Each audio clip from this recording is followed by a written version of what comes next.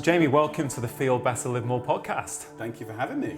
Hey, it's my pleasure. So we're here in your offices, your this is studio? It's kind of a studio kitchen. We cook here, we test here, but it's soundproof so we can film here.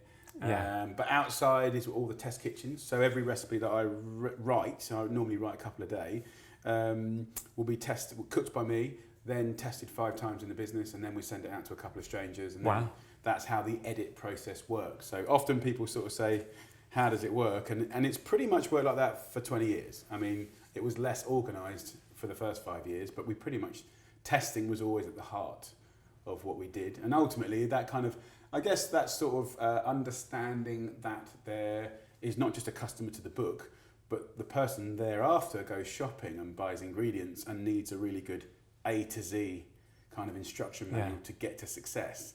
So definitely testing that's what really happens. But this place is just incredible, just walking through your energy, your enthusiasm, your personality, it just shines through this place. Thank you. It's incredible for me, and there's, you wear so many different hats, Jamie. We could go so many different directions in this interview.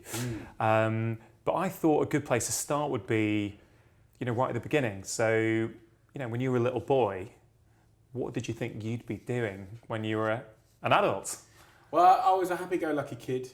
I had a beautiful childhood. I lived in a little village called Clavering in Essex, about 1,100 people. Neighbours, friends, quite Huckleberry Finn, rivers, fields. Went to a regular state school. Was definitely not a high achiever. I was the opposite. So I spent most of my education time in special needs. Didn't really achieve anything at school. Got an A in art, a C in geology, and then everything else was pretty much ungraded as far as I can remember, but bad, really bad. But sort of alongside that school, which by the way I enjoyed. I mean, I think the first step to a successful school is it happy and is Absolutely. it safe? And it definitely was that. It was the education bit that was the problem. Did your teachers ask you, hey Jamie, what do you want to be when you grow up? I think they knew I was going to be a chef. Because I mean, only not through passion or kind of creativity or anything sort of like romantic. Like I just really wanted a pair of Puma Dallas trainers, and that was the day of Freeman's catalogues, and in there, and I really wanted to drum. And there was a little 3-piece drum sitting in Freeman's had everything. If no one knows what Freeman's catalogue is listening to this, then your audience is way too young. But no, like I lived in the country, so it was quite a slow life. And we didn't, of course, have internet or anything like that, and distribution of anything was slow. So I just wanted to earn money young, like 8, 9 years old. And my dad was like a self-made sort of working class boy that kind of set up a pub. And I didn't know at the time, but he was one of the kind of, now I know he was one of the sort of pioneers of maybe 30 or 40 people in Britain making pubs have gastronomic food. So a proper French regimental kitchen. Buying whole ingredients, whole pigs, local game. So something that's the fashion now, he was doing all the way back then. And I didn't realise how cool he was. Yeah. I just thought it was dad. And I thought it was normal to walk down the stairs and your front room in a normal house was a kitchen. And we always had 6 or 7 chefs on a shift. We made all our pastry, all our meringues, we prepped our fish. So it was a proper kitchen. And of course, I wasn't, that was just normal life for me. But I wanted to earn money so I could buy things from Freeman's, and that's the honest truth. And I really loved the idea about if you do 3 hours work, that can equal £3.60. And if you keep working, then you might have a tenner. And then, so life went on, and I was a regular kid. And by the time I left school at 16, I'd gone through every section of the kitchen at least 6 times, and had worked through summer holidays.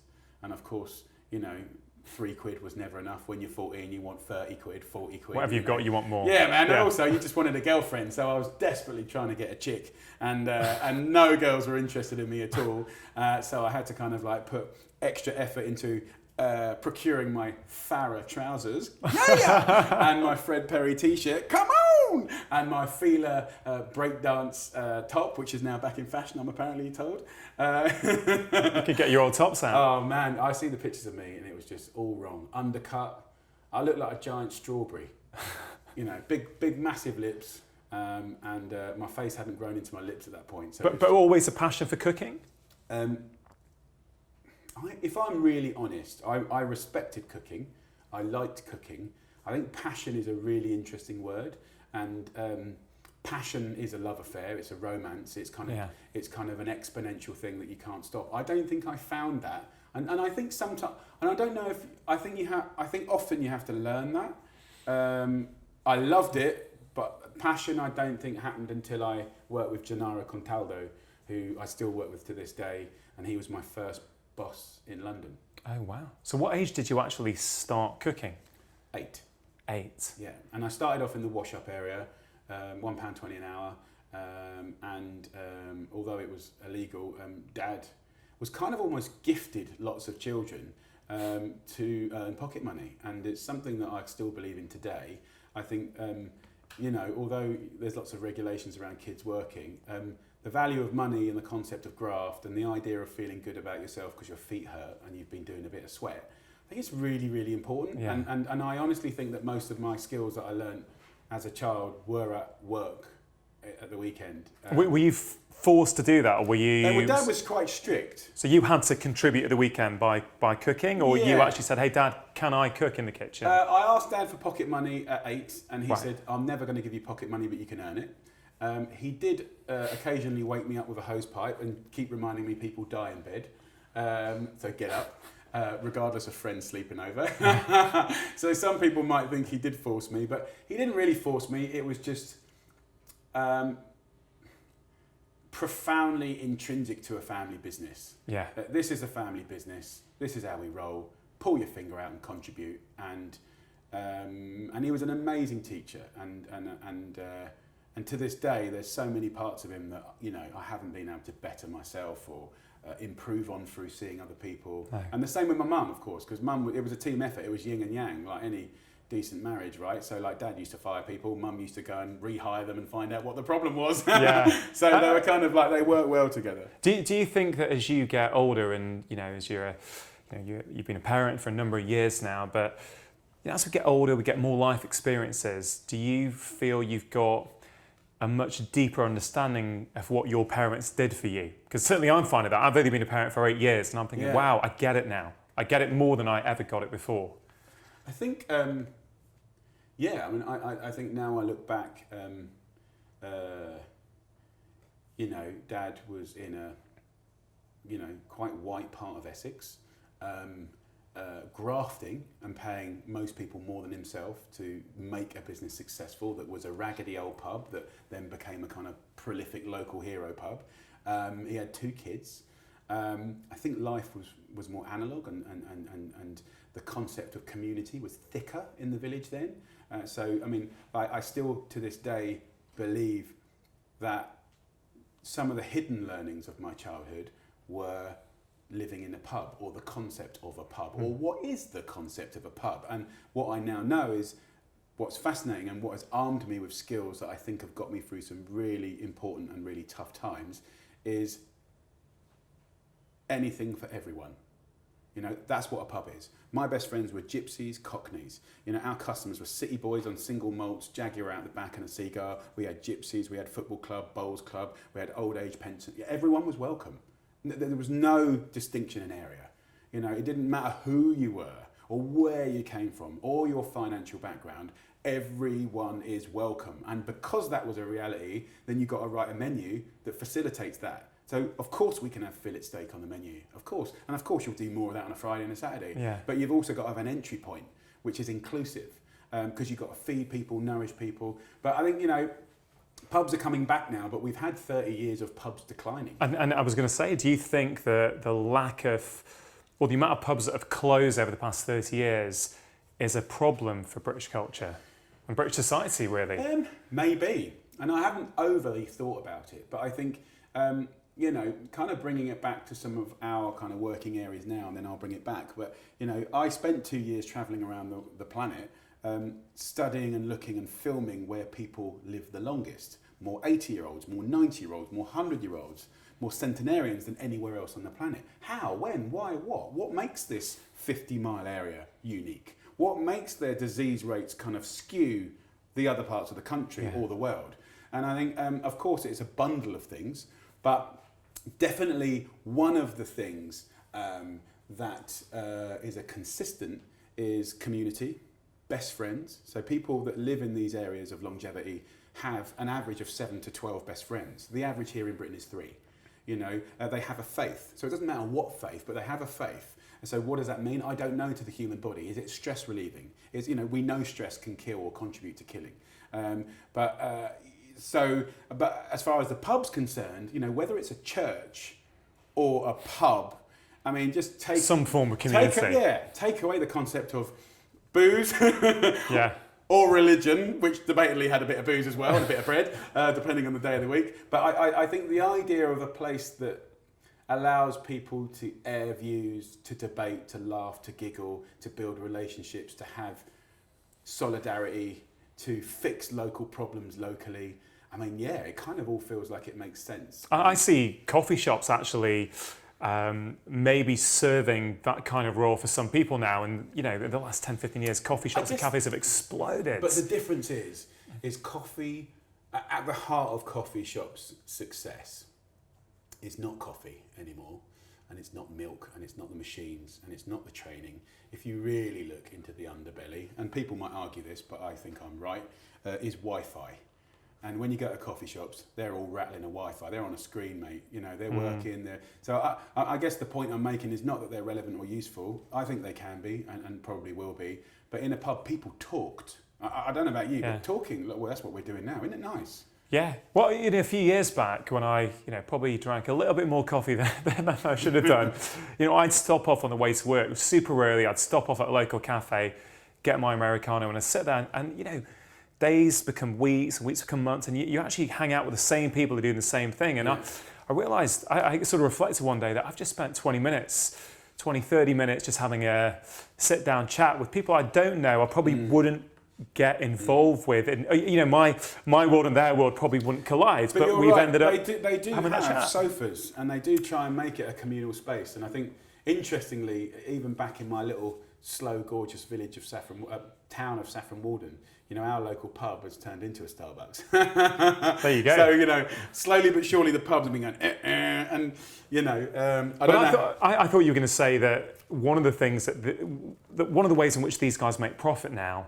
is from all the snacks and all the sugary muffins and probably things. what I should have said. Yeah. Well, no, but I thought actually that probably brings relevance to, you know, what you're doing today. Yeah. You know, the Jamie Oliver of 2018 compared to the boy at 8 who's, you know, trying to earn a bit of pocket money, and the way to do that is to work in his dad's kitchen. The boy at 8 was a very simple, happy-go-lucky, nice kid.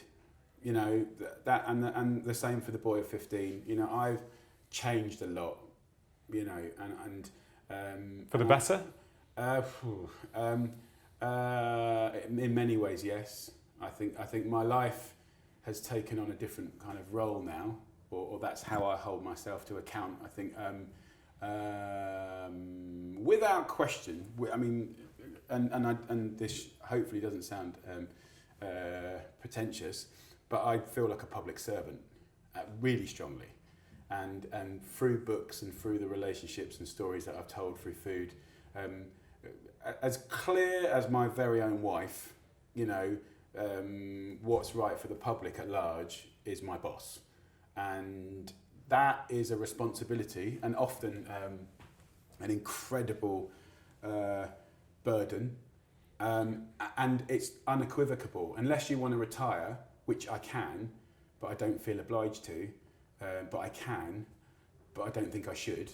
It's a really interesting thing, and you know, that's so far away from that 15-year-old boy that really, what I knew I was going to do at 15 was go to London, work for 3 or 4 years, learn some new skills, and bring it back to the countryside. And between me and Dad, we were going to find another local pub, and I'd be doing 65 covers. I'd have a small wine list, and I'd rattle out some kick-ass dishes, and I knew I was going to do that. I knew I could achieve that, and I had a very, very predictably nice village pub life and an okay sort of lifestyle to go with it, and I was fine with that. Do you ever sit back and think, what would it have been like? What would your life have been like had you gone down that path rather than do all the great things that you have I achieved. think I'd still be with Jules. Yeah. I'd definitely still have 5 kids because she's like loves kids. I think we'd be really happy. I think we would more happy potentially. Probably. Yeah. Yeah, but I think that happiness can come. I don't. You know, I'd like to say my family life could be as happy. I think my work life, which is full of lots of nice things, and I'm very grateful for that.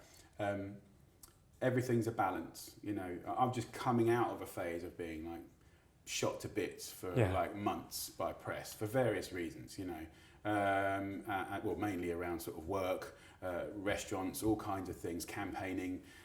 So obviously you become a target, and I think in Britain, culturally, like being enthusiastic and having an opinion really rattles people's cage. But you know what? I think also coming to terms with, and you're going to have to do this as well, is coming to terms with some people can't stand you. Yeah. And that you repulse a percentage of people. But I think as long as, like everything, as long as there's light and shade, as long as there's I think there's no point in having a public-facing job, which we both do, unless there's enough light to wrap the shade. And I think like the concept of honesty and relentlessness, and you know, like my biggest superpower, if that is such a thing that was possible, is just time. I mean, if you just don't go away, and if you just keep telling the truth, like you've got a chance. Yeah. And I think in public health and the things that we're both deeply passionate about, which is how do we make real food more accessible to families, especially the poorest and most disadvantaged. You know, how do we, not just from food, but how do we make that access to education or skin on skin or training or teaching or inspiring available to everyone? Should it be a human right for every child to be taught about where food comes from and how it affects their body? And do you die 11 years younger by not doing your geography homework? And if you know how to budget and cook and know the basics of nutrition, will you live 7 to 10 years longer? Yeah. And I know you know that these are statistics that really are your life right now. So I think, but also people, and I think that when you work in a restaurant and when you work in a doctor's surgery, you have to stand back and try and be professional, although you could joke about many things, and say this is the customer. And the customer is many things. They're not always, they're right and they're wrong. They're nice and they're hideous. And sometimes they're confused and sometimes they've been misled. Yeah. And both restaurateurs and doctors have to deal with all of that, and you have to love them all. Yeah, absolutely. I mean, as a GP, I mean, we see everyone. We see rich, poor, we see, you know, granddads, we see little babies, we see the whole spectrum that's out there in society, and they come to us and they trust us, they open up to us about things, and you know, you learn a lot. You feel very privileged, you feel very, very lucky that actually people are sharing parts of their lives that sometimes they've not shared with anyone else, and they're sharing with you.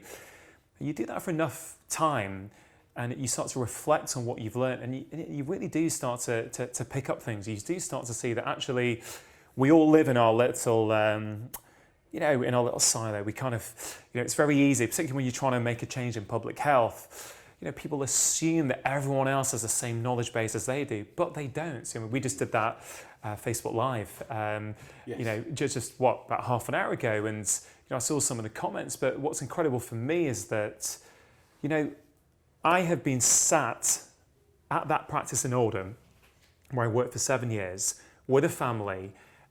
Their child was, I think it was 8 years old, he was struggling with his weight, and we went through their diet, and they were giving them this sugary cereal box every day, because there was I think it was a picture of a heart on it, something like that. And I remember saying to the parents, hey guys, look, did you know how much sugar is in this? And they were shocked.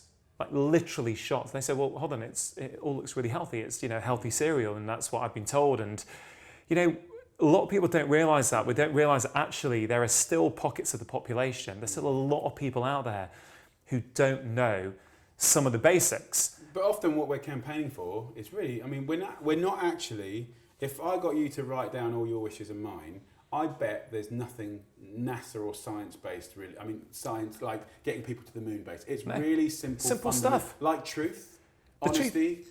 Jamie, what I say to people is that the principles of good health, right, haven't changed in hundreds of years. What has changed is the environment in which we're living in. It's that simple. You know, I remember when, you know, so many people say, well, you know, you talk a lot about these 4 pillars. So that's my whole thing. It's about the health is a combination, I think, of these 4 key areas: food, movement, sleep, and relaxation.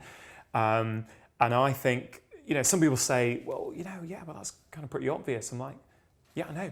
I'm not claiming to have invented the new rules of health. I think these have always been the rules of health, but the society in the past has made it easy for us to do them. But also, you know, and I have to give you credit for this because you've done an incredible job. It's like, look,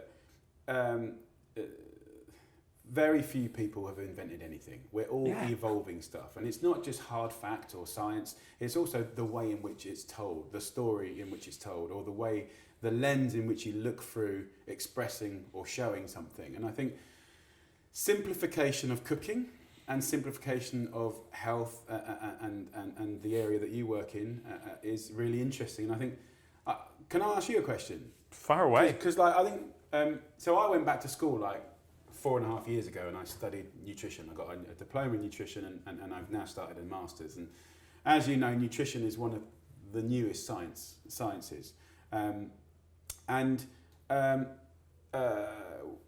It's very scientific, and you would know that because you've done 7 or 8 years of hardcore training, and it's interesting. It gave me fact, and it gave me science, and it gave me a real understanding of a whole bunch of different stuff that was proven by incredible metadata and studies, and some really non. But I found myself not only becoming interested even more so in that, and validity of data and truth again. Yeah. But also, weirdly, it's maybe more of a hippie. And the reason I mention that is because there's so much that science can tell you, but exponentially more that it can't.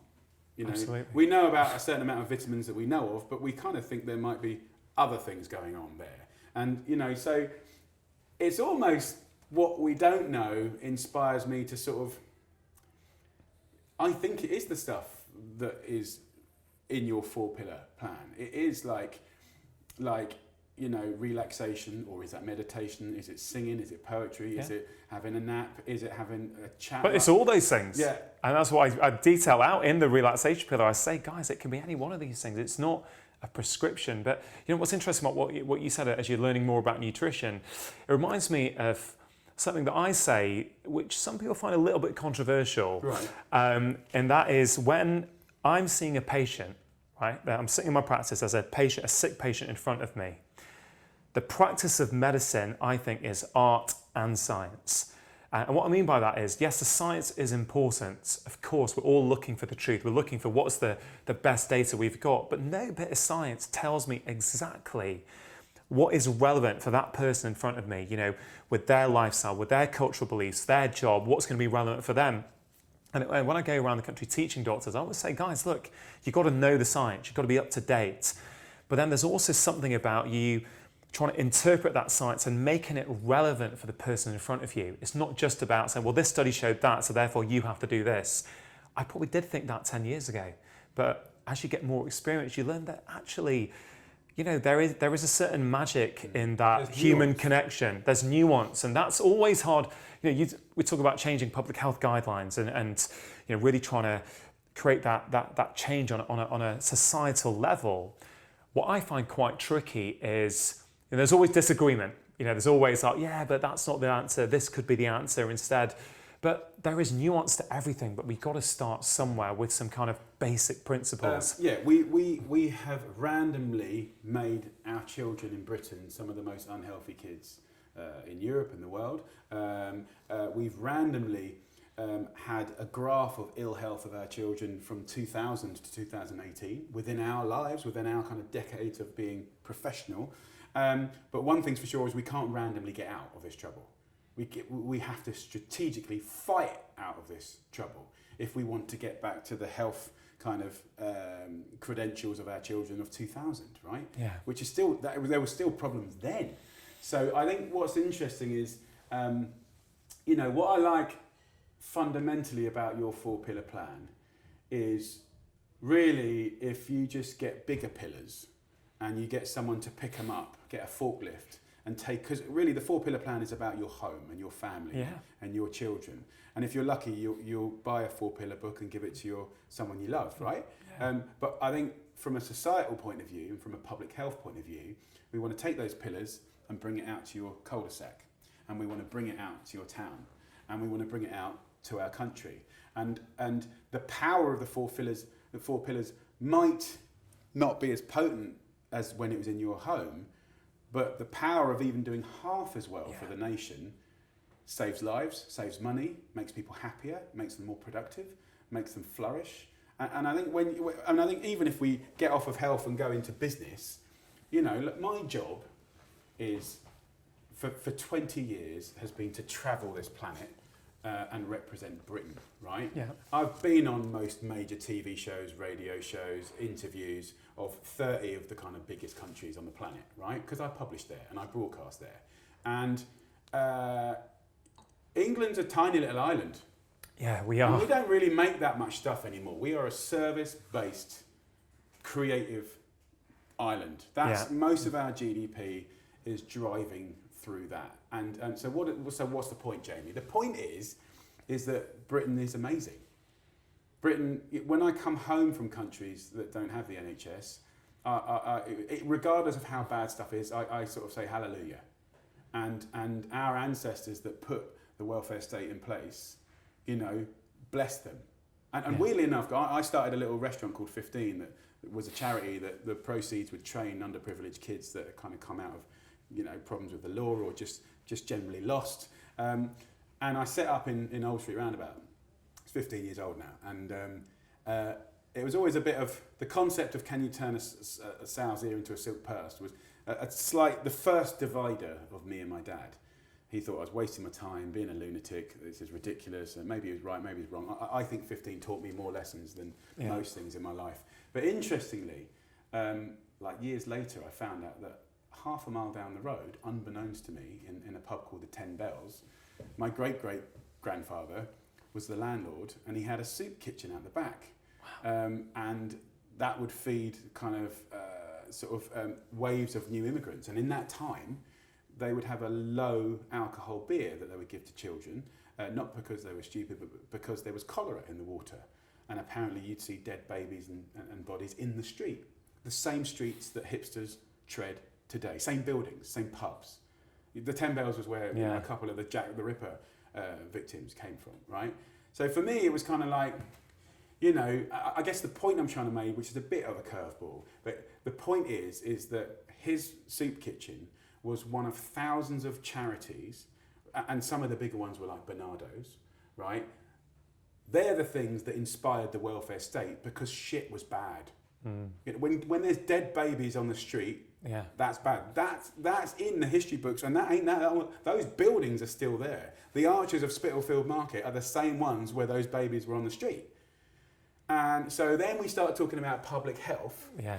And we go, well, look, guys, it ain't luck that the water don't kill you.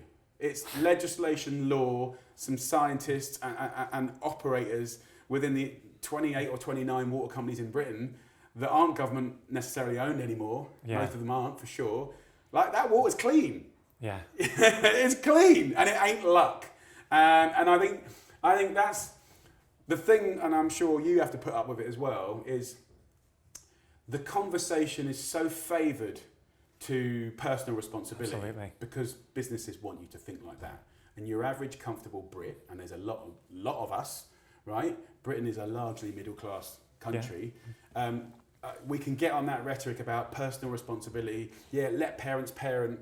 But I think for people like yourself that have worked in like very poor communities, seeing the sharp end of ill health, which is diet related, for me and all the things that I've made myself do before I talk about them with child health, which is primarily driven by the most disadvantaged communities, and going on to school dinners and free school lunches and just that as a concept, I think it's really important that good parents that feel that they should parent, that think personal responsibility is really great. I agree with them. Yeah. But you're too busy to know the layers of detail that are hidden around every blooming corner in the food industry. And let's make it easier for parents to do the job that they want to do as well. Some of them, you know, when I talk to parents, a lot of people find it hard. They say, look, I'm trying my best, but once we get outside the front house, outside the front door... This stuff is parent-focused. This stuff is child-focused. Well, why don't you talk me through, Jamie? You know, you currently, you've got big plans at the moment with childhood obesity. You were involved, I think, with David Cameron a few years back in terms of trying to make some changes. But why don't you talk me through what you've done and also what you're trying to do? I think I was the only civvy that was allowed into the sort of, I called it the war room, but it's not I think it might be in the war room, but the room where they kind of develop these constructs for public, for change. And how was that? It was amazing. Being the only civvy in there, how was that? It was amazing and an honour, and I got to meet lots of people, and I was very impressed about how the room was run by him. So I'm apolitical, just FYI, and have been since I started campaigning, because it doesn't really do me any favours, favouring one over the other. And ultimately, I don't think that child health should be political. No. I don't think protecting kids or the NHS should be political, but we do try and politicise it. And when we do, it just slows progress. Same with the NHS. Yeah. Same with the NHS. You know, we don't want it as a hot tool. potato. Yeah, as a tool that these parties just chuck around and fight against each other. We need to have it. So this is in the national interest. There's a few. I mean, look, just before I kind of get into that, there's a few things that work at a government level that we can kind of look at. If you just take education, for instance, like, you know, what's happened in education in Canada and Korea in the last few decades, the results they're getting, which are really contemporary and really impressive, are based around a 20-year cross-party agreement on the principles of looking after Canadian and Korean kids, right? So my point is just get your fundamentals together, say what the dream is, and go and do it. Don't contradict it, don't go back on it, and just let good people do good work based on the foundations of a belief of something, whether it's education and, in my opinion, NHS or any of those other things. So what is that thing for obesity you think we should be striving for? When I was with Mr. Cameron, we were really kind of starting to put into place some public-facing and some business-facing initiatives. Some would be about legislation, some would be about collaboration, some would be about education, and they all rhyme, so that's sort of nice. It was, of course, lots of ideas based on science and data and real stuff really happening. Of course, the Conservatives loves a nudge. Oh, I like nudge people. And I like nudge too. I think that you can slowly change people's behaviour. You can slowly kind of take strategically salt out of a product, and then if it's done across a whole kind of genre, you'll never notice, and we can prove that. And for instance, so the salt reduction plan in Britain has been really effective. We're not quite there yet, but we don't want to celebrate too much because we don't want it to go back up, but it has worked. Sugar was totally different for lots of reasons. But yeah, so the idea of what does a relevant childhood obesity strategy look like for 2016 was the question. So in my opinion, it was looking good because it was about reformulation, which the public never need to know about. Because what the government like to do is sort of say, we would like you. We think you should volunteer to not have as much rubbish in your product. And what happens is the big brands that have got a lot to lose will comply. And then the mid-size and small brands are erratic, but they also compromise each other. So you have laggards that are real problems. So often you get even the might of the problem saying, legislate. We need a fair playing field. So whether it's, you know, should a busy British parent have clear colour-coded labelling on the front of the pack? Yes, it's not legislation. We would like you to. Now, I would like the kid to not get a run over in the road, so can you put a pelican cross in there, or in school times have someone with a little lollipop? You know, I mean, I'd like lots of things in life, but I think when it comes to protecting, you know, too much energy in the atmosphere as a simplicity is the problem with obesity and a lot of the drivers of diet-related disease that you have to serve. and you're saying what, 70-80% of your patients? I think, honestly, when I look some days I look back at my list and I look at what people have come in with. I think I can quite confidently say about 70-80% of what I see in general practice is in some way related to our collective modern lifestyles, right? There's other factors. Yes, diet's a huge one of them. There's great research on the fact that we're living in a sleep deprivation epidemic at the moment, and that is a contributor to obesity and all these other things, which is basically modern life in our 24/7 society. We've got all this shift work. We know that shift work is associated with health problems, but these things aren't going away, right? These things are here to stay. It's what can we do to make it easier for people to live happier, healthier lives. And I think that's the key. I think for both of us, it's right. It's not about necessarily telling people, oh, you can't do this and you can't eat that. It's about saying, look, guys, at the moment, if you're trying to make those healthy choices, once you step outside your front door, it's pretty damn hard. Mate, I'll have a burger. Do you love a burger? I love a burger, yeah. So I love a pizza. I'm sure you love a pizza. I love a pint. I like a cocktail, right? In a way, they're really honest. They've never lied to you about being an indulgence, right? You know, if you have 10 Negronis, it ain't going to be good times, right? And if you do it regularly, it's going to be a problem, right? But I think what's happened with the food industry, tactically, is it's always been better for margins, growth, like for likes, and profit. If you can flog water, and we love water, but like water in a product, salt, fat or sugar. And that's the way the world's gone. And so even if you look at, I remember when frozen food as a concept and as a delivery mechanism turned up at my primary school. Just as Mrs. Thatcher took away the free milk for schools, which was a public health initiative because our kids didn't have enough calcium and X, Y, and Z. When that stopped, I remember the local girls cooking local food for local kids in a local school. It went out to competitive tendering, which would mean business could come in. So it's basically kind of like a catering version of McDonald's could come in and pitch for work. Of course, the cheapest always win. Then it was a big kind of race to the bottom. The frozen food vans turned up. And of course, the freezing is genius. Like, it's like a time capsule. It's definitely going to be a relevant part for hundreds of years of health, nutrition, control, lowering waste. But we chose to freeze crap.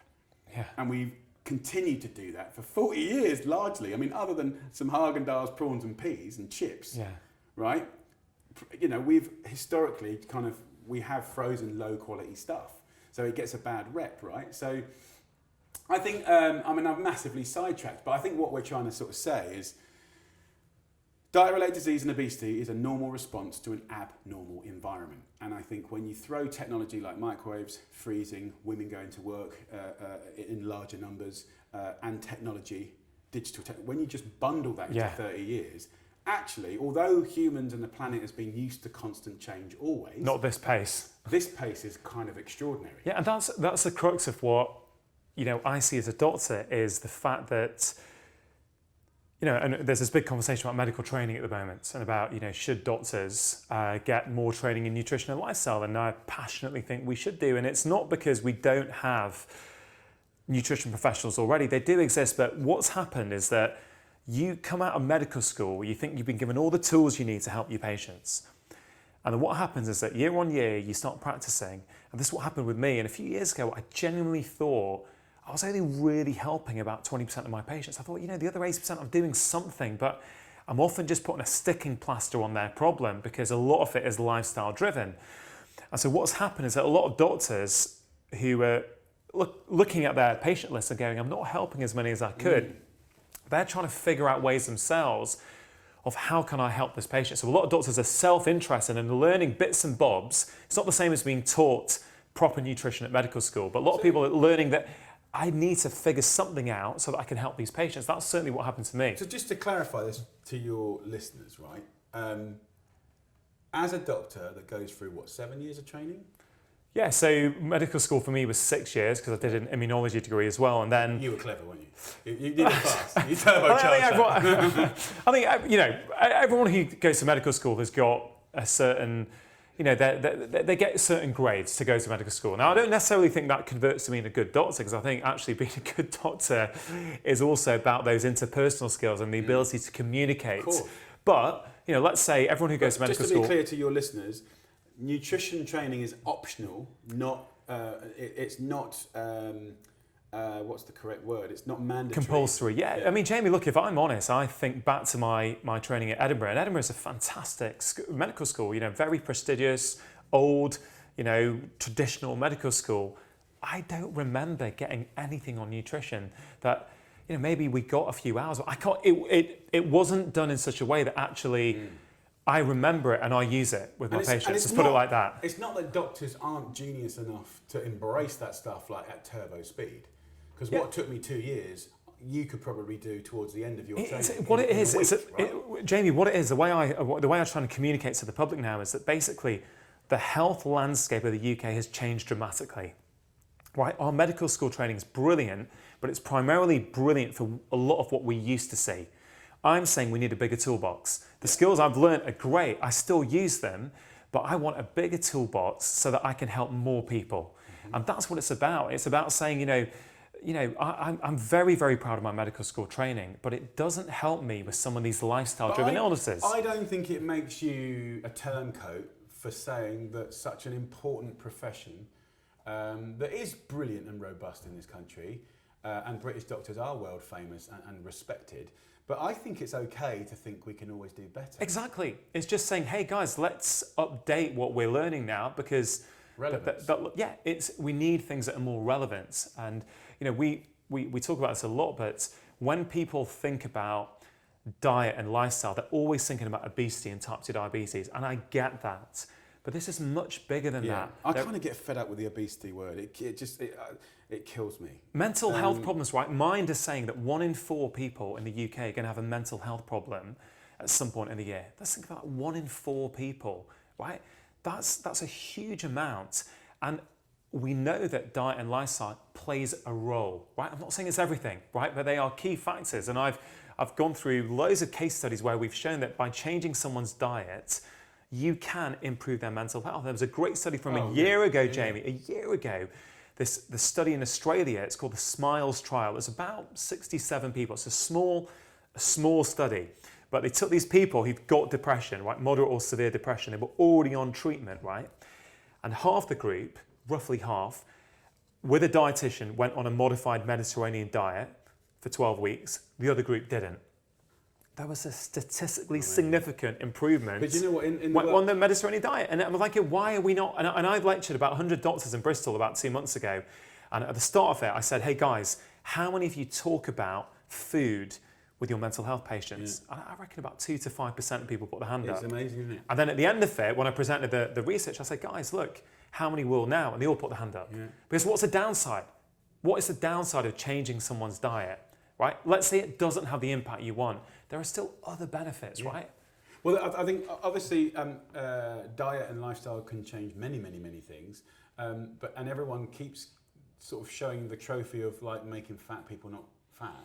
But and that's based on statistics and averages of lots of people. I mean, I think health and feeling good is the optimal prize. Do you know what I mean? Making people healthier is still a wonderful thing to get. Do you know what I mean? I think it's always very weight driven, and I'm not disputing whether that is not useful, but I think it's bigger than that. And it's Jamie, not just weight, and it's not just calories. Jamie, the reason this podcast is called Feel Better, Live More, right, is over the last 12 months, I've really had to, without getting too hippie, actually do, go inside myself and try and figure out why are you doing all this stuff in, the media, going around the country lecturing. Why are you doing all that? Is it just about health? And I thought, actually, this is much bigger than health, because a lot of what I see around us in society, whether it's unhappiness, whether it's people, nagging at each other, relationships not going so well, right? Without extending this too far, I would say that a lot of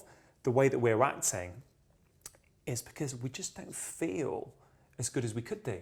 And I genuinely find that when you can help people feel as good as they can feel, they start to get more out of life. I think, look, this is why we come back to, if I can be, if I was a dictator, I would make it law that every kid is taught how to cook and where food comes from in school. And by default, the flourishing of education that can by supporting it properly and fundamentally. I mean, like even in this business here, what I've done recently, I used to run charities and bits and pieces on the side, and we'd have people doing product here and people doing pots and pans here and design there, and then we'd have the charity, and it was all very nice. Now we put the charity in the middle, the epicenter, and what changes is that everything has to have purpose or change or inspire or educate, and if it doesn't, we shouldn't do it, right? Yeah. And I think on education, what's amazing is there is no easier way to teach maths than baking, right? There is no easier way to teach geography and culture and history than cooking and food and how food and the transport of food around the country has changed things. But also, more than anything, what is it being British or Turkish or Cypriot? Yeah. Like, to be Brazilian is food, driven, you know, and I think to be British is driven by our food. Our national dish is chicken tikka masala and fish and chips, of which neither are British. Everyone thinks fish and chips is. That was Jewish Portuguese, by the way, sorry to break it to you, and nothing to do with Britain at all. You know, so I think it's chicken tikka masala. That's not British either. Well, I think the British soldiers might have had something to do with bending a few recipes, but you know, we know how and when that came, and I'm not debating whether it's a delicious dish, but it was an ism, wasn't it? It was an Englishism of something that we kind of taken from another country, and in the world of food, for sure, no one's invented nothing. Everything's an evolution, and the concept of poverty, hunger, wars, technology, travel, sailing, trade, the slave triangle, all of these things and many more have shaped many things that we take for granted, whether it's the ketchup that's a ketchup from China or a Worcestershire sauce that came through. I love what you're saying, that, you know, very few of us have invented anything new. No one. Unless they've invented air or water. Yeah, they've invented. It reminds me of something that I think it was Lenny Kravitz who said this. I'm a huge music fan. I think Lenny Kravitz once said that modern music is just a giant fruit bowl, and people just pick up different fruits and squeeze them, and that's what comes out. And I thought he was on. I think it was Kravitz anyway. Just, but that's going back to your 4-pillar plan, right? You know, you could probably take everything you've written there and take its journey to other things you've read in different parts of your life, right? But the only thing that's important about that is the lens and the way that you've communicated that. And for me, through food, like, everything's inspired by something, and then but. Again, it's the way. I mean, like last night, I went into a school, and it was like 120 people, and there were kids going to do their exams for the next 3 weeks. So I'd never done it before, but I liked the challenge. Can food make you cleverer? It can. So I said, right, we're going to go science, and then we don't eat nutrients, but we eat food. But let's just talk about the nutrients. Like, how does zinc, iodine, iron, how does that make the brain optimal? What is this brain? They didn't even know the brain took 20% of your energy. Yeah. You know, the brain is a greedy machine, and you've got to feed that bad boy with water, with oxygen, and all the things it needs to be sort of sharp and on the ball. And of course, when you're talking to students about, which is an unusual thing, isn't it? Being optimal for 3 weeks that could change your life forever. Yeah. That's one thing, and that was the seriousness of it. It's like, guys, if you're in the Olympics, this is the last 3 weeks. If you've got the revision in, fine. You know, but it's about getting your sleep in, if you're going to snack, good snacking, not bad. Like, everything can contribute to a B to an A. And I think even if you're looking at an adult or an employer, you know, if you've got a factory of 3,000 people, and if you only serve shite, you know, nutritionally speaking, is that okay? Is it your human right to only be given shite or given choice? Yeah. If there's only vending that's bad for night shift workers, will they get fitter or iller? And we know they'll get iller. Well, this is why, you know, this is going beyond being a health issue to being an economic issue, because you know, I think in the US now, the new generation of kids born have got a lower life expectancy, first time ever. And Britain, dare I say. Britain, I don't know. Is it the same in the I've seen statistics that say that this generation of British kids are expected to live a shorter lifestyle than their parents. And this is incredible. It's the first time this has happened. And I think, actually, if the moral imperative to make a change in health has not been enough, right, I don't think it has been enough, unfortunately. I think that the financial imperative is going to start driving change. I think businesses are going to go, wait a minute, we can't afford this many people off sick, right? Taking time off, not feeling engaged at work, not being productive enough. We've got to make this environment better. But dude, this is why random ain't good enough. Exactly. This is why this letter today and getting cross-party support for, we don't agree in everything, but in child health. Well, Jamie, why don't you actually summarise that? You've achieved so many great wins in your career, you know, with sugar, with energy drinks, you know. What are some of the big wins you're hoping for here? So this is not everything, but essentially what we've got is a range of the most powerful ministers in Britain. And we've got a letter to them that says, in your up and coming childhood obesity strategy, chapter 2, we believe this has to be an environmental, holistic ambush on bad health for kids. Right? It kills more people than any conflict on the planet, so let's treat it like a war. So what they've all agreed to is regulating certain things. So I'll just go through it. So from Mrs. May, she's the governor, she's the boss. So her remit is just to have a really good childhood obesity strategy, right? But because she's the one at the top, like she's just got to say, yes, do it, I believe. If you go to Jeremy Hunt, who's Secretary of State for Social Care, you know, it is compulsory sugar and calorie reduction targets on foods, and not just voluntary, but they're measured, right? So we had a deal called the responsibility deal, right? That's been going for years. It hasn't worked. And I guess our belief is it should be the accountability deal, right? Yeah. Do what you say. Don't just lie. So mandatory training for GPs on key aspects of nutrition. We've just covered that, right? And I'm sure you will be a key person to drive that. A ban on the sale of energy drinks for under 16s. It already says it on the can, but there's kids not just doing themselves harm and having access to them, but also what we've proved is that a couple of kids on energy drinks are making teachers around Britain in classes of 20 or 30 do a compromised plan B or plan C for a class. So that is retarding British kids of the optimal chance of education and therefore presumably careers and this, that. Do you know what I mean? It is about absolutely. The C going to a D and the B going to a C. We're talking about government increasing its investment in public health budgets and a continued national childhood measurement scheme. So just some of this sounds really boring, but okay, so we used to have a compulsory childhood measurement scheme that all areas of the country and kids would be measured at school, right? Why is this important? We can't keep talking about how bad things are if we don't know if it's getting better or worse, aka if it's working or not. There ain't no point in spending public money if it ain't working, and vice versa. So what they did is they devolved that power, and now it's optional. Yeah. And optional, having a randomly good test is, you know, we want a good test. We want good measurement. So, well, what's your top line target with this? You know, what would you hope to see this strategy achieve? Basically, what it would achieve is getting food businesses to behave and be honest and communicate what is actually happening in the pack, front of pack, colour coded and clear to help busy working mums and dads. Behind the scenes of food production, it is things like the fortification of foods. So last year in the world of nutrition, and it was quite controversial, but I mean, not controversial, exciting, because it never happens, the highest powers that be said that everyone in winter should take vitamin D. And I'm sure you had the memo and you do it. What we've seen since that incredible information is no one's bought any more vitamin C, aka the public are too busy and not interested to do what they're advised to do. And you know how vitamin D is incredibly powerful for the immune system, for your happiness, health.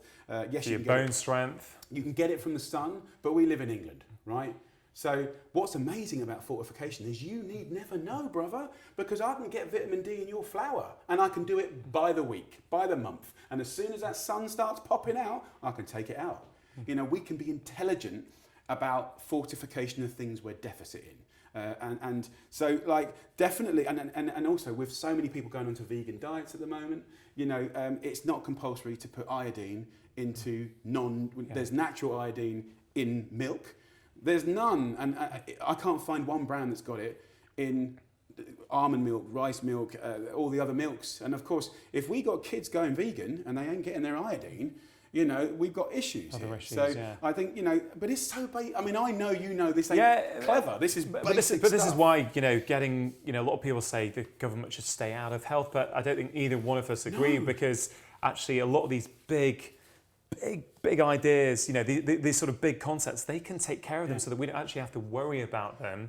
And the other thing is that a lot of people, you know, and I'm all for the, you know, eat real food movement. I absolutely am, but we've got to accept that actually a lot of people are eating processed foods, having highly processed foods. So we've got to at least make it healthy for those guys. And to clarify my position on that, the kind of easy rhetoric is like, oh, Jamie Oliver, you sort of like middle class, rich or whatever. You know, yeah, it's all right for you, you can buy fillet steaks. And I get that all the time, right? As if it's disarming me of truth, right? And look, the best food in the world has always come from the poorest communities.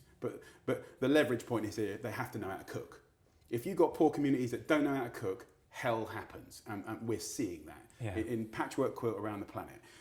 Secondly, I haven't got a problem with convenience or science or even food on the go. And good does not look like bad, flashing red, to green. I'm not expecting everyone to go quinoa and superfood, right? I honestly, like, good to me, certainly conceptually as public health, is going from flashing red to red. The value of going from flashing red to red is relevant, it's possible, it's doable. We can see difference next month, the month after, but also it does, you know, if you look at public health and mass sort of public study, it means less disease, less people turning up to you. Yeah, and then, Jamie, I draw the same analogy to in January and actually this Saturday. I'm running the first Royal College of GP accredited prescribing lifestyle medicine course for doctors, right? I'm not teaching with my colleagues, doctors, a full load of, you know, I'm not teaching them to be a nutritionist in one day, right? This is probably, you know, specialised training that people get. Yeah. What I'm trying to move them from is flashing red to red, to say, guys, you don't feel comfortable talking about lifestyle. You don't have a framework and how you can start using that. So I've come up with a new framework.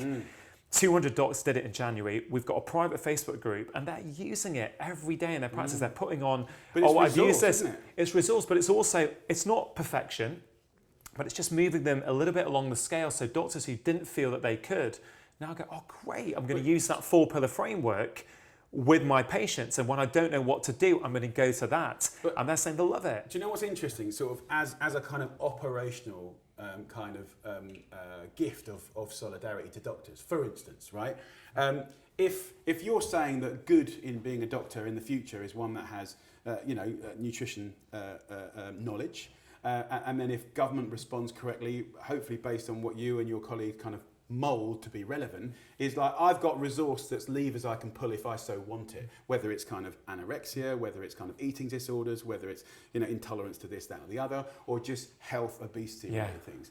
But from my point of view, I know everyone thinks I'm jazz hands and it's old little Mr. J.O. doing a little program. I've got 7,000 recipes that I own the pictures to, videos to. I've got recipes that are tested 7 times minimum and they generally work. And then most importantly, all nutritionally sort of done.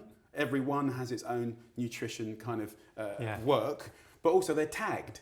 So I can plug my content and I'll give it for free into an NHS system. So when you're in your place in Leeds or here or there or the other, or if there's a resource that people that need help go to, and also based on being, you know, because I don't write by luck anymore. You know, I write recipes that are cheap. I write recipes that are indulgent. I write recipes that are gluten-free and vegan and vegetarian. Cover it all. Nothing's by luck. Yeah. It's all structured. So, you know, if you kind of imagine recipes being like a jukebox, and you can just go, £1.50, vegan, bosh, 500 recipes, go.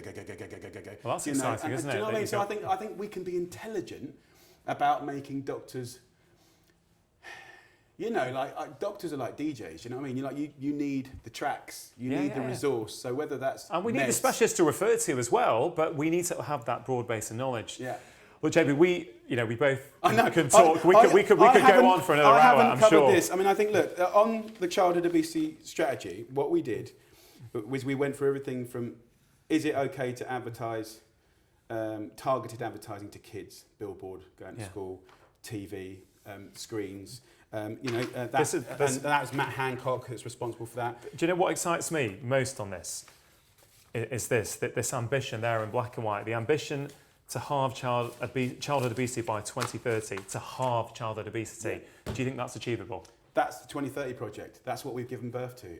And the point of the 2030 project, which was born here, is also not just to get, not for me, was to get every part of my business to contribute. And if they didn't, disappear, go away or modify. And 2030 is a concept. If you put kids and child health first, which, as you said earlier, is a metaphor for economic prosperity, social prosperity, cultural prosperity, and shortening the gap between the richest and the poorest, then what's interesting is it means that 2030 project means I have to work with big business, even the bad guys. It means I have to because work that's with how you small. create change. It means literally, since I gave birth to 2030 2 months ago, my life is really complicated. My life is quite demanding, and it's much easier now because 2030 decides. It's a really good thing. So I think that everything goes through that lens. It goes, does it fit with 2030 projects or not? Yeah, because I know you agree on all the same things, and I think the spirit of 2030 project is collaboration, relationships, using science, technology, and data and content, new and old, to make everyone allow children, which by default allows mummy and daddy, absolutely, and furthermore to flourish. Jamie, there is so much we could talk about. We talked a lot, man. We're gonna have to do a part 2. But just to finish off, let's call it a part 1, right? Yeah. One thing I tend to ask my guests on this podcast is, I talk about these 4 pillars of health, and I think this 4-pillar framework is great for every single person listening to apply in their own life. Which pillar do you need the most work in? And so I'd ask you, Jamie, out of those 4 pillars, which pillar do you think you need the most work in? The one around, I need to get more time for myself. For the relaxation pillar. Relaxation pillar, meditation pillar, downtime pillar. Listening to myself pillar. Definitely, I see that clearly. And have you got a strategy to do that? 2030 says I can't really. But no, it's called the weekends. And I think I kind of feel that I can get more of that if I am fighting a lot of fires at the moment, and I'm hoping a few of them will go out. Today's really good news, because it's like the fire brigade just turned up. Yeah. Do you know what I mean? And the kids are in there, they're in the forest, and it is burning, but we've got a mob of fire engines now. So I feel like there is hope, and when things get a bit easier, then I can do a little bit more relaxed. Yeah. But I think actually more relaxation will make you more productive. And one thing I say to a lot of my patients is that, guys, in meditation, if it all sounds a bit too scary, start off with choosing a tune that you love and listen to it for 10 minutes a day, or listen to 2 or 3 of your favourite tracks. Put your headphones on, just make sure you're not scrolling emails and social media at the same time, and just lose yourself in that music. I know you're a music fan. Music's really important. That acts as a great switch off for many of us. So good luck with that. I know relaxation is what I struggle with the most as well. Let's see if we can do it next time. And the final bit for those people listening, I always try and leave them with some actionable tips that they can think about applying. And I've got loads of parents who listen to this podcast, loads of mums, loads of dads. And I wonder, as we're both fathers, we're both passionate about getting our kids involved in the kitchen. Have you got some top tips that people listening who want to get their kids involved, how can they do it? Try and have fun with it. Try and get the kids to choose. Get them to flick through books and put stickies on and get involved. Use online if you want. If you can take as a parent, doesn't matter if you don't let any kind of money thing get in the way. Take them to a farmer's market once a month for their whole childhood, and you have to spend nothing. Just walk from the top to the bottom, and everyone that's passionate, that do it, that love it, that live for it, will inspire that child that walks down that farmer's market in some way, shape or form, and it will only do them good. I think prepare for making some mess and embrace it, but also just kind of, there's nothing more, and also you don't have to feel guilty about using a microwave or a freezer. You can be clever about cooking no matter what your budget is, and don't forget, the best food I've ever eaten in my life has never come from rich communities, ever. Wow.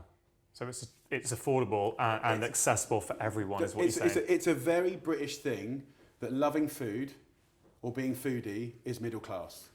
That does not happen in Europe. Yeah. Doesn't happen in India. No. Where my heritage is from. It doesn't happen there either. No. You know. Don't believe the hype. Well, Jamie, those are fantastic tips. Really appreciate your time, and Always good to see you, sir. looking forward to the next time.